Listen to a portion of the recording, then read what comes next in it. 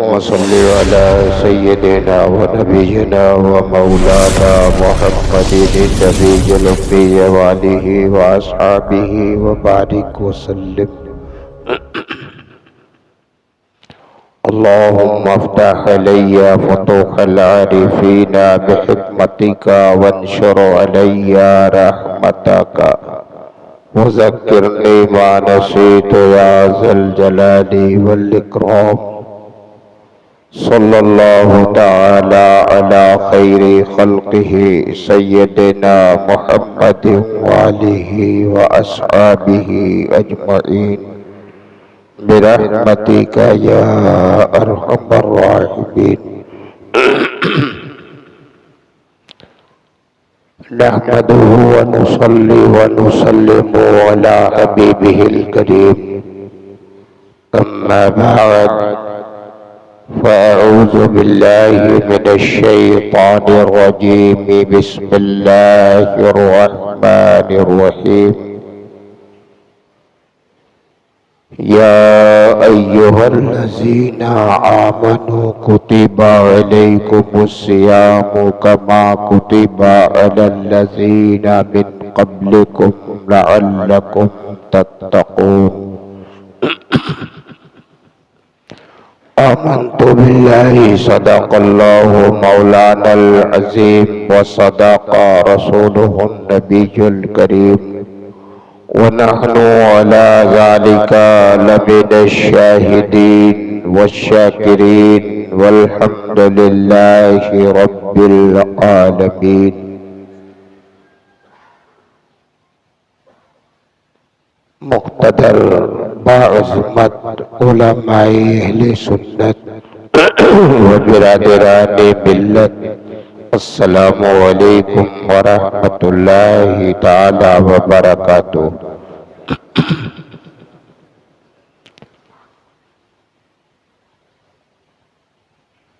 آئیے ہم اور آپ نہایت ہی عقیدت اور انتہائی محبت کے ساتھ یک زبان و یک خیال ہو کر آفتاب رسالت، ماہتاب نبوت، شمع بزم ہدایت، نو بہار شفاعت، نو شہ بزم جنت، شافع امت، فرش کی زیب و زینت، عرش کی شان و رفعت، حضور سید المرسلین طٰہ و یاسین رحمت للعالمین، راحت العاشقین، محبوب رب العالمین، عرش اعظم کے مکین، امام النبیین، سرور کائنات، فخر موجودات، صاحب کمالات، مخزن معجزات، جامع الصفات، سرکار احمد مجتبی محمد مصطفیٰ علیہ تحیۃ والثناء کی بارگاہ بے کس پناہ میں جھوم کر بآواز بلند درود و سلام کا نذرانہ پیش کرے اور سب مل کر پڑھیں اللہم صلی علی سیدنا و نبینا و مولانا محمد النبی الامی وآلہ و اصحابہ و بارک وسلم. حضرات گرامی، عالم اسلام کے جملہ فرزندان اسلام اور آپ تمام احباب ملت و خواتین اسلام کو رمضان المبارک شریف کی برکت مبارک ہو. یہ موسم رحمت، یہ سرچشمہ برکت اور یہ خزینہ نعمت ہم پر اور آپ پر سایہ فگن ہے جسے ماہ رمضان کہتے ہیں۔ ماہ رمضان المبارک شریف بڑی عظمت اور فضیلت کا مہینہ ہے، نعمتوں کی تقسیم عام ہوتی ہے۔ اللہ تعالیٰ نے اس مبارک مہینے کو ہم تمام اپنے بندوں کے حق میں ایسا رحمت والا، عظمت والا، شرافت والا، فضیلت والا، نعمتوں سے بھرپور، عظمت و شرافت سے بھرپور یہ مہینہ دیا ہے کہ جب سے یہ مہینہ ہم سایہ فگن ہوتا ہے، پورا مہینہ بندوں پر عطا کا سلسلہ جاری، اضافہ اتنا، رتبہ اتنا، اجرت جاری، ثواب زیادہ، بدلہ زیادہ۔ عام دنوں میں آپ اگر کوئی نیکی کریں تو اس نیکی کا ثواب، نیکی کا بدلہ ملے گا، 10 گنا مل جائے گا۔ نفلی کریں گے تو نفلی، فرض کریں گے تو فرض۔ لیکن رمضان شریف کا مہینہ ایسی عظمت والا ہے کہ اجرت بڑھ جاتی ہے، ریٹ زیادہ ہو جاتا ہے، ویلو بڑھ جاتی ہے۔ عام دنوں میں آپ 2 رکعت کی نفل، 2 رکعت نفل نماز پڑھے تو نفل کا ہی ثواب ملے گا، اور ماہ رمضان میں 2 رکعت نماز نفل کی پڑھیں گے اور ثواب اسے فرض کی ادائیگی کا مل رہا ہوگا۔ اور اب یہ رتبہ سمجھ لیجئے کتنا ویلو، پوزیشن کتنی بندوں کی بڑھ گئی، پڑھ رہے ہیں نفل، رب کی بارگاہ میں فرض کی ادائیگی لکھی جا رہی ہے۔ اور اگر کوئی عام دنوں میں فرض نماز ادا کرتا ہے، جیسے فجر ہے، ظہر ہے، عصر ہے، مغرب ہے، عشاء ہے، یہ سب نمازیں جو فرض ہیں تو فرض ادا کریں گے، فرض کی ادائیگی کا ثواب ملے گا۔ عام دنوں میں فرض پڑھے تو فرض کی ادائیگی کا ثواب، نفل پڑھے تو نفل کی ادائیگی کا ثواب۔ ماہ رمضان تیری عظمتوں کو سلام، بندوں کی پوزیشن رب کی بارگاہ میں ایسی بلند کر دیا تو نے کہ ماہ رمضان میں نفل پڑھے تو فرض کا ثواب، اور اگر ایک فرض ادا کرے تو 70 فرض کا ثواب اسے مل رہا ہے۔ کتنا رتبہ اونچا ہو گیا، ثواب کتنا زیادہ مل رہا ہے۔ ایک فرض ادا کریں گے 70 فرض کا ثواب آپ کو مل رہا ہے۔ یہ اللہ کا کرم ہے، یہ اس کا فضل و احسان ہے۔ ماہ رمضان بڑا ہی مبارک مہینہ ہے، نیکی کا مہینہ ہے، فرما برداری کا مہینہ ہے، اطاعت گزاری کا مہینہ ہے، عبادت کا مہینہ ہے، قرآن کی تلاوت کا مہینہ ہے، یاد خدا میں وقت گزارنے کا مہینہ ہے۔ لمحہ لمحہ اللہ کے فضل اور اس کی عطا سے مالا مال ہونے کا یہ مہینہ ہے جسے ماہ رمضان کہتے ہیں۔ ماہ رمضان کا احترام کرنا چاہیے، خیر مقدم کرنا چاہیے۔ احترام اور استقبال کیا ہے؟ وہ احترام یہ ہے کہ ماہ رمضان میں روزہ رکھے، روزے کی پابندی کرے۔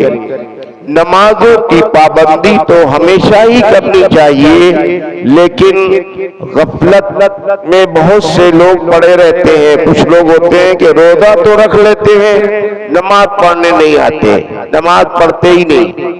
تو یہ بات خاص طور سے ذہن میں رہے کہ روزہ رکھے اور نماز نہ پڑھے تو وہ روزہ بے سود ہو جائے گا۔ روزہ بھی رکھیے، نمازوں کی پابندی بھی کیجیے۔ خواتین کا معاملہ اس مسئلے میں ذرا الگ سا ہے۔ عورتیں جو ہوتی ہیں نا، روزہ رکھنے کی بڑی ماہر ہوتی ہیں، روزہ رکھنے میں آگے ہوں گی، مردوں سے آگے ہوں گی، اور نماز کے معاملے میں پیچھے رہتی ہیں۔ اپنے گھر میں خواتین کو، ماں بہنوں کو، بیٹیوں کو پیغام دیجئے، ہدایت دیجئے، روزہ رکھتی ہو تم بڑے شوق اور ارمان سے، یقیناً اللہ تمہیں اس کا اجر دے گا۔ نیکی کرتی ہو، دل سے روزہ رکھتی ہو، نمازوں کی بھی پابندی کیا کرو، وقت پر مصلی بچھاؤ، نمازیں ادا کر لو، تمہارے روزوں کو کمال ہی کمال مل جائے گا۔ انہیں تو ثواب اور زیادہ ملتا ہے، اس لیے کہ ان کی ذمہ داریاں مردوں سے کہیں زیادہ ہوتی ہیں۔ گرہستی سنبھالنا، کھانا پکانا، چیزیں بنانا، اہتمام کرنا، اپنے بچوں کو دیکھنا، شوہر کی اطاعت کرنا، ایک دو کام نہیں، بہت کام ہے۔ ان سارے کاموں کو انجام دینے والی خواتین اس پر بھی دھیان کر لے کہ وہ سارے امور وہ ہیں جو تمہارے شوہر، تمہارے گھر، تمہارے بچوں کے تعلق سے ہیں، اور یہ امر وہ ہے جس کا تعلق بندوں سے نہیں، تمہارے خالق سے ہے، مولا کریم سے ہے، پروردگار عالم کی عبادت ہے۔ روزہ بھی اس کی رضا کے لیے رکھا جاتا ہے، نماز بھی اس کی رضا کے لیے پڑھی جاتی ہے۔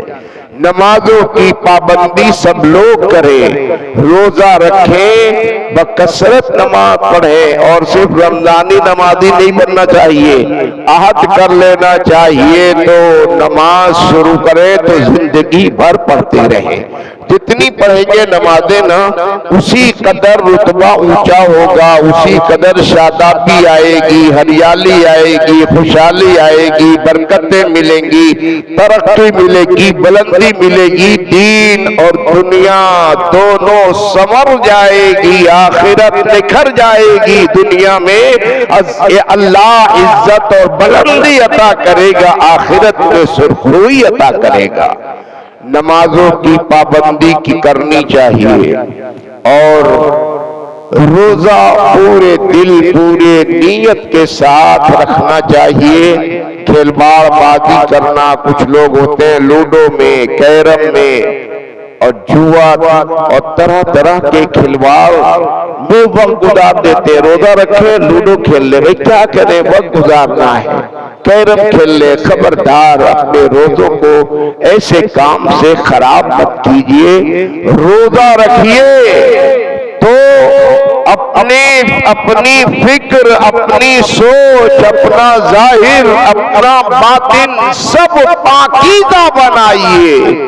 کام روزی کا ہے وہ کیجئے، کوئی کام نہیں ہے، بالکل خالی ہے، تو کھلواڑ اور کھیل اور لہو و لعب میں پڑنے سے بہتر ہے کہ آپ سو جائیے۔ سوئے رہیں گے نا، جب بھی آپ اللہ کی بارگاہ میں ذاکر لکھے جائیں گے، عبادت گزار لکھے جائیں گے، اور یہ ناجائز کام کریں گے، فضول کھلواڑ میں لگیں گے تو روزہ خراب ہوتا ہے۔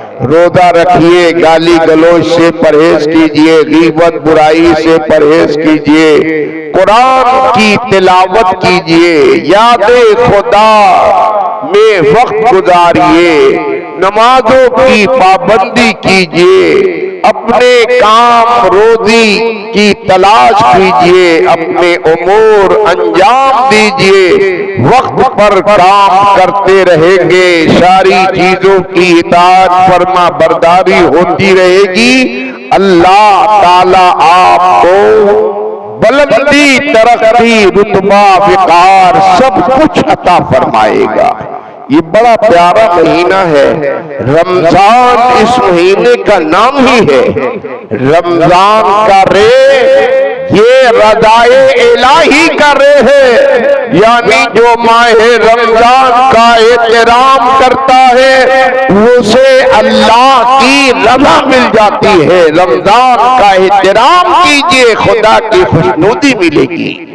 رمضان کا میم یہ محبت اللہ کا میم ہے، یعنی رمضان کا احترام ہر کوئی نہیں کرتا، وہی کرتا ہے جس کے دل میں خدا کی عظمت اور خدا کی محبت کے جلوے ہوتے ہیں۔ آپ رمضان کا احترام کریں گے، رب کی محبت کے جلوے پیدا ہوں گے، مصطفیٰ کی رضا مل جائے گی۔ رمضان کا سواد یہ معلوم ہے ضمانت الہی کا سواد ہے۔ رمضان کا سواد ضمانت الہی کا سواد ہے، یعنی جو ماہ رمضان کا احترام کرتا ہے اور اس کے بعد پھر عہد و پیمان کے مطابق عمل کرتا ہے، وہ اللہ کے ضمان میں آ جاتا ہے، اور جس پر خدا کی ضمانت ہو جائے اس کا کوئی ایک لمحہ، ایک مال دنیا کی کوئی طاقت بگاڑ نہیں سکتی۔ رمضان کا سواد ضمانت الہی کا ہے، اور رمضان کا الف یہ اللہ کا الف ہے، یعنی جو ماہ رمضان کا احترام کرتا ہے وہ اللہ کا برگزیدہ ہو جاتا ہے، مقرب ہو جاتا ہے، اللہ کا محبوب ہو جاتا ہے، خدا اس سے راضی ہو جاتا ہے۔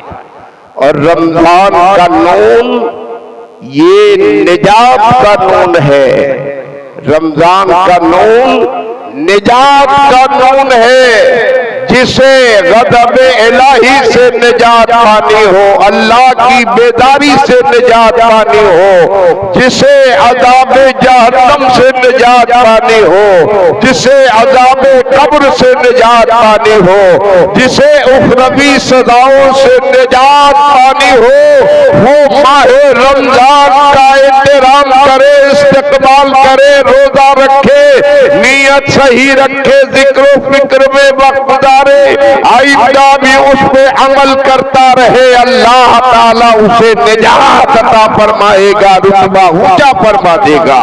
یہ رمضان جیسے مبارک مہینے اور اس کے نام کے حروف کے یہ اثرات ہے اور یہ اس کی تعبیرات ہے، ان سے مل کر اس مہینے کا نام رمضان رکھا گیا ہے۔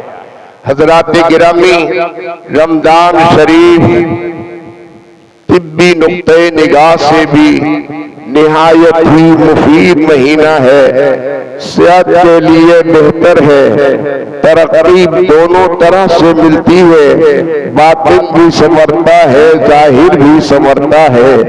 رمضان کا روزہ کیا ہے؟ صبح صادق سے لے کر غروب آفتاب تک اپنے کو کھانے پینے جمع سے روک لینے کا نام ہے۔ نہ ایک قطرہ پانی پیئے، نہ کچھ کھائیں پیئے، نہ جمع کرے، قربت بھی نہیں کر سکتے، حالت روزہ میں بالکل قطعی حرام ہے۔ ان چیزوں سے بچنے کا نام روزہ ہے، لیکن اس میں بھی بہت سے کچھ لوگوں کو دھوکہ ہو جاتا ہے اور وہ اس کا مطلب سمجھتے ہیں کہ ماہ رمضان میں عورتیں بیویاں شوہروں پہ حرام ہو جاتی ہیں۔ ایسا سوچنا غلط ہے، یہ حکم نہیں ہے۔ حالت روزہ میں حرام ہے، لیکن شب میں ان کی مکمل قربت کی اجازت ہے، وہ شب میں جیسے حلال تھی ویسے ہی رہے گی۔ بعض جگہ یہ حماقت، یہ جہالت رہتی ہے، لوگ ایسا سمجھتے ہیں، حالانکہ ایسا نہیں۔ ابتدائی اسلام میں ایسا کچھ قانون رہا کہ عورتیں مردوں پہ دن میں بھی حرام رہتی، رات میں بھی حرام رہتی، لیکن ہمارے بزرگوں اور ہمارے اکابرین اور اللہ کے محبوب ترین بندوں کی ہلکی سی ان کی لغزش بھی ہم سب کے واسطے رحمت کا ذریعہ بن جاتی ہے۔ لغزش ہم سے آپ سے ہو جائے، غلطی ہو جائے تو گناہ ہوگا، توبہ کرنا ہوگا، لیکن بزرگوں میں جو اطاعت گزار ہیں، جو نبی کے سچے جانشار ہیں، جو وفادار ہیں، جن کی زندگی کا لمحہ لمحہ اطاعت گزاری اور شریعت کی پابندی اور اتباع رسول میں گزر رہا ہوتا ہے، ان سے اگر کبھی کوئی لغزش بھی ہو جاتی ہے نا تو وہ ہم سب کے لیے باعث رحمت بن جاتی ہے، وہ آسائش پیدا ہو جاتی ہے۔ بزرگوں کی لغزشوں پہ انگلیاں اٹھانے والوں، نادان ہو تم، عقل کے تم، عقل تمہاری کافور ہے، حماقت تمہاری سر پر ہے۔ بزرگوں پہ انگلیاں نہ اٹھاؤ، اپنے کو دیکھا کرو۔ بزرگوں کی لغزشیں بھی بعد والوں کے لیے ذریعہ رحمت ہوتی ہے، آسائش اور آسانی کا راستہ فراہم کر دیتی ہے۔ چنانچہ تابش چہرہ دین امیر المومنین خلیفۃ المسلمین حضرت سیدنا فاروق اعظم عمر ابن خطاب رضی اللہ تعالی عنہ کا معاملہ ہے۔ آپ کا عقیدہ اور نظریہ بھی وہ بھی ایسا ہے کہ آج کے بدعقیدوں کے لیے دلیل ہے۔ بدعقیدوں کا نظریہ یہی ہے، جو کچھ کہنا ہو، جو مانگنا ہو اللہ سے مانگو، لیکن امیر المومنین سیدنا فاروق اعظم رضی اللہ تعالی عنہ کا عقیدہ دیکھیے۔ کوئی آپ کو ضرورت پڑتی، کوئی تمنا ہوتی تو خانہ کعبہ میں جا کر خدا سے نہیں مانگتے، بلکہ کوئی بھی مسئلہ ہوتا دربار رسالت میں آ جاتے اور بارگاہ رسالت میں آ کر عرض کرتے، یا رسول اللہ میری یہ طلب ہے، یہ میری خواہش ہے، یہ میری فریاد ہے۔ تو نبی یہ نہیں فرماتے میرے پاس کیوں آئے ہو، جاؤ خدا سے مانگو، میں تو معاذ اللہ مجبور ہوں، میں کیا کر سکتا ہوں۔ ادھر فاروق اعظم کہتے اور ادھر مصطفیٰ اس ضرورت کو پوری فرما دیتے، حاجت روائی فرماتے، مشکل کشائی فرما دیتے، مانگنے والے کو مانگنے سے سوا عطا فرما دیتے۔ یہ عقیدہ فاروق اعظم کا بھی رہا۔ چنانچہ بہت سے ایسے معاملے رہے، کوئی بھی معاملہ ہوتا بس دربار رسالت میں آتے اور اپنی فریاد کرتے، اللہ کے پیارے نبی فوراً ان کی مشکلیں آسان فرما دیتے۔ صاحب اختیار ہے مصطفیٰ، یہ عمر ابن خطاب کا بھی عقیدہ ہے کہ بے شک نبی کو اختیار اللہ نے دیا ہے، نبی کو راضی کر لو خدا راضی ہو جائے گا، صاحب اختیار ہے مصطفیٰ۔ چنانچہ اب بہت سے ایسے موقع آئے، ابھی دیکھیے خانہ کعبہ کی تعمیر حضرت ابراہیم علیہ السلام نے کی، اور واقعہ تھوڑا لمبا ہے، وقت مختصر ہے کہ جب دیوار کعبہ اونچی ہونے لگی تو حضرت اسماعیل علیہ السلام نے ایک پتھر لا کر ان کے نیچے رکھ دیا، جیسے آج معمار جب اوپر کا کام کرنا ہوتا ہے تو پائٹ وغیرہ بناتے ہیں، بعض بلی سے اوپر چڑھتے ہیں تو اوپر کا کام کرتے ہیں۔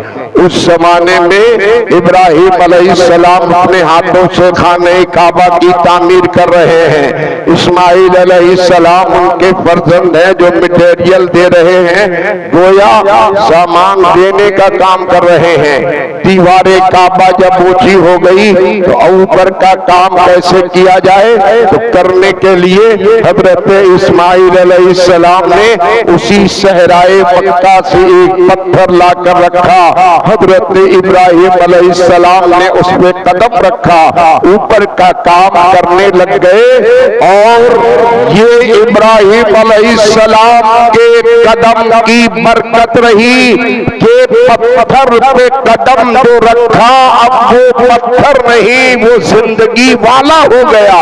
جیسے جیسے دیوار کعبہ اونچی ہوتی جاتی جو جو اوپر کا کام کرنا ہوتا پتھر خود بخود بڑھتا جاتا اونچا ہوتا جاتا ابراہیم کام کرتے جاتے. کوئی کے گھر کبھی آج تک ایسا ہوا پتھر 1 انچ کیا 1 سوت بھی نہ بڑھتا ہے نہ گھٹتا ہے. اگر ایسا ہو جائے تو ٹائلز اور ماربل کا دور ہے, مستری آتے ہیں تعمیر کرنے والے سنگ تراش آتے ہیں inch by inch square feet کاٹ کاٹ کے رکھ دیتے ہیں ویسے ہی جما دیتے ہیں. پتھر نہ 1 سوت بڑھتا ہے نہ گھٹتا ہے, لیکن جس پتھر پہ اللہ کے خلیل کا قدم پڑ جائے وہ پتھر اب زندگی والا ہو جاتا ہے, بڑھتا جا رہا ہے, اونچا ہوتا جا رہا ہے. جناب ابراہیم علیہ السلام نے دیوار کعبہ مکمل کیا, خانہ کعبہ کی تعمیر فرمایا اور اسی پتھر پہ کھڑے ہو کر حضرت ابراہیم علیہ السلام نے رب کی بارگاہ میں یہ دعا کیا تھا, مولا نبی یہ آخر الزمان جو دنیا میں تشریف لانے والے ہیں وہ پروردگار ہماری ذریت میں پیدا فرما دے. اور حضرت ابراہیم نے دعا کیا, دعائیں قبول ہوئی. حضرت ابراہیم کی اولاد میں ہمارے نبی تشریف لائے. وہ پتھر بڑی قسمت والا تھا, اس پر نبی کی آمد کی دعا ہوئی تھی. ابراہیم کا قدم پاک بڑا تھا, پتھر بڑا اونچا مقام والا تھا. زمانہ گزر گیا, دور گزر گیا. ابراہیم علیہ السلام کے زمانے کی بات تھی اور میرے نبی کا دور آ گیا. کتنا لمبا عرصہ گزرا, پتھر وہیں بے نام و نشان پڑا تھا ایک صحرا میں. حضرت سیدنا فاروق اعظم کا دور آیا. بارگاہ رسالت میں ایک روز فاروق اعظم حاضر ہوئے, عرض کیا یا رسول اللہ لو اتخذت من مقام ابراہیم مصلی. اے نبی میری طلب ہے, قلبی خواہش ہے, جس پتھر پر ابراہیم خلیل اللہ نے قدم ناز کو رکھا دیوار کعبہ بنائی, گمنامی کے ساتھ وہ پتھر گوشے میں پڑا ہے. میں چاہتا ہوں کہ مقام میں چاہتا ہوں کہ اس پتھر کو مصلی بنا لیا جائے, مقام ابراہیم کی تعظیم کر لیا جائے. حضرت فاروق اعظم کی یہ طلب تھی, یہ تمنا تھی, گویا یہ نظریہ تھا کہ بزرگوں کے قدموں سے نسبت رکھنے والی چیز بھی بڑی محترم ہوتی ہے, معظم ہوتی ہے. تو میرے پیغمبر نے نہیں فرمایا, یہ نہیں کہا ارے بھائی ٹھیک ہے تمہاری تمنا ہے تو جاؤ کعبے میں اللہ سے مانگو, اللہ چاہے گا تو پوری کر دے گا. ابھی فاروق اعظم نے بارگاہ رسالت میں یہ سوال کیا, ادھر سوال کیا اور ادھر جبریل امین آ گئے. بارگاہ مصطفیٰ میں جبریل امین نے عرض کیا ان اللہ یقرؤک السلام, اے پروردگار عالم نے مصطفیٰ آپ کو سلام بھیجا ہے اور آپ کے عمر میں یہ سوال کیا ہے تو اللہ تعالیٰ نے وہ پیغام بھیجا ہے. فاروق اعظم نے کیا کہا تھا, لو اتخذت من مقام ابراہیم مصلی. یہ کلمات زبان فاروق سے نکل رہے تھے اور کلمات اتنے پاکیزہ ہیں, اتنے اہم ہیں, اتنے مقدس ہے کہ انہی کلمات کی ترتیب اور رعایت کے لحاظ سے کلام الہی نازل ہو رہا ہے. آپ نے کہا لو اتخذت من مقام ابراہیم مصلی. جبریل امین آ گئے اور عرض کیا یا رسول اللہ پروردگار عالم نے جو پیغام بھیجا ہے واتخذ اللہ من مقام ابراہیم مصلی, مقام ابراہیم کو اللہ نے مصلی بنا دیا ہے. توجہ فرمائیے, فاروق اعظم کی زبان سے جو کلمات نکلے وہی کلمات قرآنی شکل میں ہمیں اور آپ کو مل گئے. تو اے بہرحال مقام ابراہیم مسلح ہے، آج بھی سب لوگ جانتے ہیں۔ حرم محترم میں شرقی طرف جہاں پہ دروازہ کعبہ ہے اسی سے قریب میں مقام ابراہیم آج بھی ہے۔ وہ پتھر ایک شیشے کے ڈبے میں محفوظ ہے اور اس پتھر پہ دو نشان قدم جو ابراہیم علیہ السلام کے نشان قدم ہے آج بھی ہیں۔ وہاں پہ 2 رکعت نماز واجب الطواف کی پڑھی جاتی ہے، نفلیں پڑھی جاتی ہیں، عبادت ہوتی ہے۔ تو یہ فاروق اعظم کا نظریہ تھا اور مانگا نبی سے تو نبی نے فوراً دیا۔ اب یہ معاملہ چل رہا تھا رمضان کا، اور ماہ رمضان میں رمضان کی راتوں میں بھی اور دن میں بھی مردوں کے لیے حلال نہیں ہوتی تھی، حالت روزہ میں بھی حرام ہے، کھانے پینے جماع سے روک لینے کا نام ہی روزہ ہے۔ شب میں تو روزہ نہیں ہوتا آدمی، لیکن عورتوں کا قانون وہی تھا کہ ایک روز بارگاہ رسالت پر صبح کے وقت میں فاروق اعظم عمر ابن خطاب رضی اللہ تعالی عنہ حاضر ہو گئے، بلک بلک کر رونے لگے، میرے پیغمبر کی بارگاہ میں عرض کیا یا رسول اللہ ایک غلطی ہو گئی، ہم سے جرم ہو گیا، خطا ہو گئی۔ اللہ کے پیارے نبی فاروق اعظم نے عرض کیا، پیغمبر نے پوچھا عمر کیا ہوا؟ عرض کیا یا رسول اللہ شب میں حجرے میں گیا، پورا کمرہ حجرہ معطر تھا، خوشبو کا اہتمام تھا، مشکبار ماحول بنا ہوا تھا کہ میری ایسی کیفیت پہ طاری ہوئی، میری طبیعت مائل ہو گئی اور میں اپنی زوجہ سے قربت کر بیٹھا۔ اللہ کے پیارے نبی یہ جرم ہو گیا ہے۔ ارے فاروق اعظم کا جرم ہے نہیں، یہ خدا کی عطا ہے، ذریعہ ہے، وسیلہ فاروق اعظم بنے ہیں۔ بارگاہ رسالت میں آ کر جو ہی عرض کیا، اللہ کے پیارے نبی کی زبان ابھی کشادہ ہونے والی ہے، اس سے پہلے جبریل امین بارگاہ رسالت میں حاضر ہو گئے اور آ کر عرض کیا ان اللہ یقرؤک السلام، اے مصطفیٰ آپ پہ خدا نے آپ کو سلام بھیجا ہے۔ اور یہ امیر المومنین فاروق اعظم جو سوال لے کر آئے ہیں آپ انہیں تسلی دے دیے، کوئی جرم نہیں، کوئی خطا نہیں، کوئی لغزش نہیں۔ احل لکم لیلۃ الصیام الرفث الی نسائکم، اور رمضان کی راتوں میں بھی تمہارے واسطے حلال کر دی گئی۔ یہ سیدنا فاروق اعظم کی عطا ہے، اب قیامت تک قانون نہیں بدلے گا۔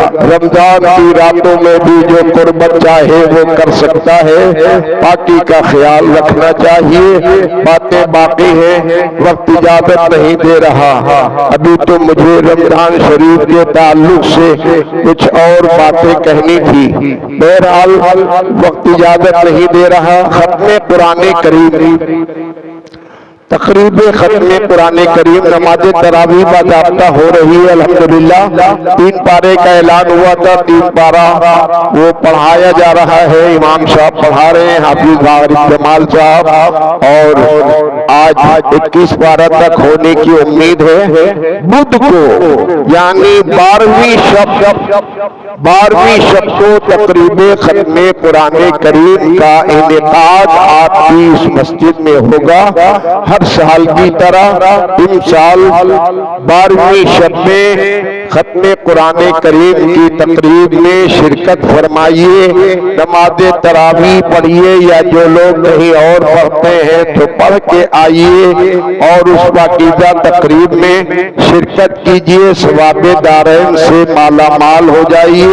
جو لوگ اس ختم قرآن کریم کی تقریب میں شرکت کرنا چاہتے ہیں، اپنا تعاون پیش کرنا چاہتے ہیں، وہ ہمارے حاجی نصیر الدین صاحب آپ ان کے برادران یا انتظامیہ حضرات جو مسجد کے نوجوان افراد ہیں ان کے حوالے کر سکتے ہیں، اور بدھ کو 12ویں شب میں آپ تشریف لائیے، تقریب ختم قرآن کریم میں شریک ہو کر دارین کی سعادتوں سے مالا مال ہوں۔ بقیہ باتیں پھر آئندہ پیش ہوں گی۔ وآخر دعوانا ان الحمدللہ رب العالمین۔ السلام علیکم۔